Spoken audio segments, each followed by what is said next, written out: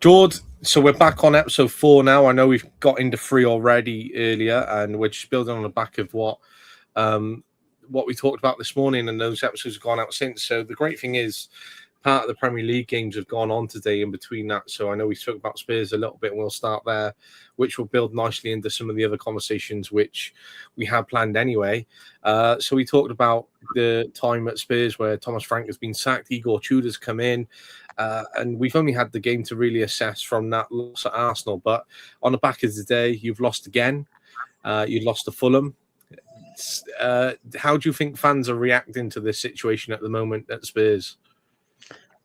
Everyone's dreading it, and they've got the big R word that is floating around for Spurs fans camp at the moment.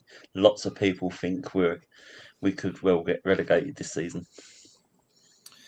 And I think the pressure's on now, especially losing that other game. And I know we were just talking about off camera the upcoming Crystal Palace game and your current home form as well. But, Palace losing today gives a little bit of a positive outlook for Spurs. And if they can pick up the 3 points and hopefully a couple of the other results go their way as well this week in terms of West Ham, if they were to go on to lose, that would just give them just that little bit of breathing space as well. For the games, just in the Premier League in that sense as well. Burnley play Everton on Tuesday, so them dropping points would be ideal. We got Wolves are playing Liverpool. Wolves aren't really much of a threat to Spurs in that current situation which they're facing. You've got Man City, Nottingham Forest, so Nottingham Forest dropping points again. They drop points today, but dropping points again at City would be ideal. Then you've got Fulham, West Ham, so if Fulham can carry on their form from your win today, or from their win against West Ham, hopefully those results of Nottingham Forest losing and you beating Crystal Palace and Fulham winning, they would really give Spurs that breathing space which is really needed at the moment, mate. Yeah, it really is needed, and I think it's we're in a situation that as well. I think, as they say, if you're a leading team, you only focus on your own result, which Tudor's probably only focusing on Spurs' results at the moment. But really, you can't help but ignore what else is going around you, and for noise that's being created, because it's just desperate times at the moment. And I think the problem is with Spurs is that not only about the leadership and not about defensive frailties, but I think the concern is just there's not enough goals in the team. I mean, Richarlison came on today and he looked good. He made a difference. I'm not going to be hypercritical of Tudor because it's his second game in charge in that respect. So he's still getting to know and learn about the players. But I think, based on what I saw of Richarlison's audition and cameo role today, I think he's got to start on Saturday, and that's the sort of player that you need in that starting lineup now for this scrap, if you like. You need a bit of fight in there. You need a bit of nastiness. Richarlison can offer that in abundance, as we know. And but if he starts Moani and Moani and Solanke again on Thursday, I don't think it's going to end well, to be honest. And I think that's the pressure and the decisions which you face as a manager all the time, right? So it's down to Igor Tudor to try and turn those situations around. But building on the back of caretaker managers at the moment, are managers in those positions. Also, you got Carrick over at United, and he's in a great form and a position at the moment, especially if he's, trying to get the role full time, because he's got a great performance at the moment, which is demonstrating why he perhaps could be given a short-term gig, i.e., a 2-year contract, in that respect of things, if they can continue building and have that stability and give him the chance, because they've had 6 wins in 7 games, I believe. Now they've won again earlier today, or it's 7 and 8, and they're in a really good positive position. It's one of those where you don't want to award the contract too quickly, because on that basis, if you're going in handing out contracts really quick, then you might find yourself, well, actually he hasn't performed, we're now sacking another manager, and you're just facing another year of that position. But is it one of those where, if you were in the position of in the boardroom now at United, would you be considering Carrick as a realistic opportunity for United, or are there those bigger managers which we were talking about? Because when you're looking at a world-class club like Man United, you want world-class players, you want world-class managers who are going to bring that success. And I know there's always that argument, and same with Spurs, same with Chelsea, same with with United, where they've previously had your Mourinho's, they've had the Contes, at Spurs, for example, and then world class doesn't always work out. And there's different arguments of what successes they've had. And now that, but United have been there, they've already previously had Ole Gunnar Solskjaer, previous player, come back. And now they're in the same situation again, where they've gone for a different type of manager in Amorim, upcoming young manager, successful elsewhere, sacked him. Now they've gone back to a previous player. But when you look at the world class, there's obviously Tuchel. Now he signed a new contract. Ancelotti signed a new contract with England and Brazil, respectively. But do you think Carrick is in the shout for taking over as permanent manager, or is there someone else out there who stands out to you straight away as a great replacement? I think Carrick would be. He's earning his stripes now, really, and I'm amazed what impact that he had. I have to admit, when Almiron got sacked, I found that a bit of it's strange timing, really. I know that he footballed and everything like that, but things were starting to become on the up with Almiron in charge at United. There was headway, there was positivity grounds being made. But I think with United, it's like you say, with Ollie, he did a great audition before, someone that knows the club. I think that's sort of what United's trend has been over for recent years, is to bring someone in that knows the club a bit more. Maybe you could argue that's what Spurs should have done when sacking Thomas Frank. Same sort of model. It would have been a risk. Ryan Mason would have been mentioned. He didn't do too well at West Brom, but then Mason's had the gig at Spurs before, so he knows how it works.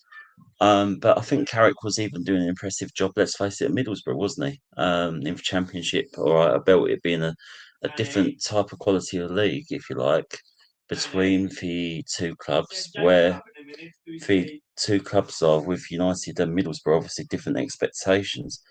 But how Carrick has installed a new, fresh lease of life. I mean, that Manchester City game, that was his first game in charge. Let's face it, Manchester derby. Yeah, you get that new manager bounce, but they were so impressive in that game. That was all over City. They wouldn't. They was pressing high. They was going in for second balls. It was a United side that we haven't seen for some years, really, even under Almiron's progress and so forth. So I think there's a lot of good points to take with Carrick, and I think he should be considered for a permanent gig. But will Radcliffe and the board look at it like that is another matter. Or are they just looking for that break into Europe and someone that's got European experience? Who knows? And I think they're good points as well there. And just, I think Carrick was, in the end, was unfairly sacked at Middlesbrough, right? But in terms of the chance which he's being given now, it's great to see him have that chance, because again, it's great to support the young English managers which are up and coming, because you've got Tom Cleverley out there, you've got Jack Wilshere, we've talked about Will Still earlier on another podcast, then we talked about Michael Carrick, he's currently out there. You could argue Eddie Howe is out there on that list in terms of English managers. So when you're looking at the performance of these, they're all doing well. You got Frank Lampard, he's doing well. I know fans are a bit split on him at the moment, but it'd be interesting if he can get Coventry promoted and win the league and come up to the Premier League, right? Scott Parker's out there again with Burnley, really trying to push himself and trying to develop what he's doing down there. But for Carrick, there is this opportunity where if he doesn't land the United job permanently, is he in with a shout for again a great job in terms of in the Premier League, where another club might come and snap him up? Because let's take, he'd be a nice fit for someone like Brentford, for example, where if Keith Andrews wasn't there, they're a good club. They're looking at developing managers. Thomas Frank, Keith Andrews now. He'd suit that kind of club. Would he fit a Crystal Palace, for example, if he had the opportunity to step up into a Premier League and try and prove himself? Well, is he Van Nistelrooy V2, for example, because Van Nistelrooy performed well at United in a shorter space of time, and as the previous coaching record, then took over in the Premier League, and look how that has turned out, right? But Carrick, he could prove himself, and it's about stepping into that environment. So whether another club would come in for him, I think would be interesting. But it's whether he remains to be United manager at the end of the year, which I think would be one of the interesting things. They're currently third on the table. They're bouncing back and they're in some good form. I think they have to maintain that form to try and catch City and try and catch Arsenal, right? And Chelsea dropping points earlier today works in their favour for United, which is nice breathing room for Carrick, unfortunately for me as a Chelsea fan, right, mate? But would you say that United are up there for a title chance at the moment? I wouldn't say title chance this season, but I think it's hard to say for next season because we don't know, we can't forecast what signings are going to be made in and out, and management's incoming and outgoing. However, I think I think it was maybe just a bit too late for a title charge for United. But I think it's considering where they've come from and in the short turnaround that they've had with Carrick and with the Almiron progression slightly. If they started this season off with a bit of better form early doors, then they could have been up there for that title shout and competing with compete with City and Arsenal for sure. But I think even with Carrick, I mean, you were saying about Palace and so forth. Another team that just comes to my mind that would be a good project for him. But the thing is, he needs that financial backing, and that'd be West Ham. I think that would be a good route for West Ham to go down, but it don't seem like they tend to gamble younger managers as such. They tend to gamble on those that have been around and experienced. But Carrick, after all, did come through their youth system, so it's someone that does know the club. And again, I'm sure he'd implement if Nuno was to leave that would be a thing that he'd look into is a youth DNA. But I think with United just generally, it's I've even seen like in these recent weeks, even that first game, when I've noticed Casemiro smiling, Bruno Fernandes smiling, they're big stars, they're big egos that have had smiles on their faces, which you've not seen United since their time there. So obviously Carrick and his team must be doing something right. But I think he's got a very astute assistant right hand man in him, Mr. Holland. Steve Holland, great assistant manager. Being at Chelsea for a period of time, I was always a fan of his, and the work that he's done, especially with the English team and with the work that he did with Southgate, it's one of those where it's great to see him prosper elsewhere, and now to be working with and advising with someone like Carrick, and to be supporting him with the experience which he has, right? And it's what you said earlier for that shout, right? Southgate going to Spurs would be an interesting one, but would he go to Spurs? Without Steve Holland as his right hand man, for example, because if we take Brian Clough, there was a time where he struggled a bit without Peter Taylor, but he was very successful as well without Peter Taylor in other points in his career. But it's one of those where you have to be reliant, or you do become reliant upon an assistant manager, especially one who is of that quality. So would Southgate go in having a different type of assistant manager, or would he wait for Steve Holland and depending on what happens at the end of the season to try and bring Holland with him as assistant somewhere elsewhere? So, Jose Mourinho always had his assistants with him for many, many years. And it was only until he went out to Rome where he changed his assistant managers. And now he has a very different coaching team. And that's because he wanted to re-energize himself with new ideas after such a long period of time with his successful coaching team. We've seen Pep. He's had multiple assistants over the years, including Enzo Maresca. So it's interesting to see whether, your claim of Southgate going to Spurs will pay off, but it's interesting when you've got such good coaches like Steve Holland out there, mate, especially advising, Carrick and his upcoming development as well.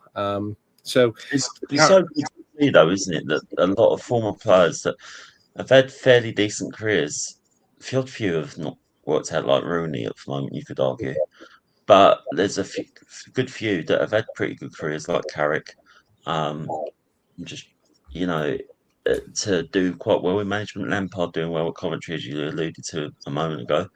I think you're a Chelsea fan, Luca. I mean, I think we spoke about it in a previous podcast, but even Lamps did quite well when his spell at Chelsea, first spell particularly, you know. And I think that's what's got to be commended and given credit to, like Lampard, Carrick in this instance when he's got the characters like Bruno Fernandes and Casemiro. And I gave credit to Ryan Mason when he was at Spurs for that temporary stint because Gareth Bale came back to Spurs on loan during that period. Quite a big transformation, obviously coming from Ferrell success that he had, but how he managed a big ego in that, you could argue, I think is commendable. So obviously there's something about these younger managers, younger coaches that's finished their career, gone into management, and they're getting for respect from the most senior in football, if you like, that's played at a very good level.